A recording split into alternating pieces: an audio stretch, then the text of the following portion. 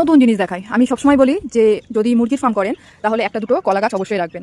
তো দেখুন এই যেখানে আমার একটা কলা গাছ ভেঙে পড়ে গেছে, এদের এই যে পাঁচিলটা, এই পাঁচিলটা এখানে ভেঙে পড়ে গেছিল, তারপরে দেখুন এরা নতুন এই পাঁচিলটা তুলেছে। তা এটার জন্য এই কলা গাছটা ভেঙে পড়ে গেছে, তো কলার কাঁদি তো হবে না, তবে এটা অন্যভাবে আমি কাজে লাগাবো।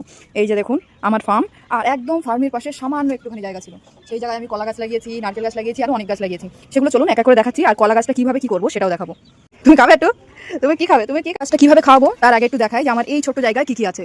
দেখুন এটা একটা কলা গাছ, মানে পাকা কলা হয় আর এরকম ছোট ছোট হয়, মানে দিশি জাতীয় একটা কলা গাছ। আর এটা হলো G9 কলা, এটা আগের সপ্তাহে লাগিয়েছি। আর এর পাশে এইগুলো আছে, এগুলো কি করবো, এগুলো চালে তুলে দেবো, কারণ এই যে গরম পড়ছে নাহলে মুরগির খুব অসুবিধা হবে। আর এখানেও আছে দেখুন, এটা হলো লাল কলা, আর এই সেম জিনিস এই সবগুলোকে আমি এই চালে তুলে দেবো যাতে মুরগির গরম না হয়।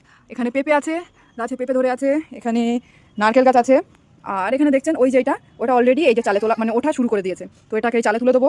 আর এখানে প্রচুর গাছ আছে, আপনি দেখুন অল্প একটুখানি জায়গা, কিন্তু নারকেল গাছ, পেঁপে গাছ, আর সব কিছু কিন্তু মুরগির জন্য, আমি যে অন্য কিছুর জন্য লাগিয়েছি তা না। এবারে চলুন এই গাছটা কীভাবে কী করা যায় সেটা দেখাই। গাছটা যদি থাকতো তাহলে ভালোই কলা হতো, আগেরবার অনেক কলা হয়েছিল। তো চলুন শুরু করা যাক। আজকে গাছটা কী করে কী করবো সেটা দেখতে হলে আবার কালকে আসতে হবে ঠিক সন্ধ্যে 6:30টায়। আমি একটা শর্টস আপলোড করে দেখিয়ে দেবো যে কলা গাছটাকে আমি কী করলাম।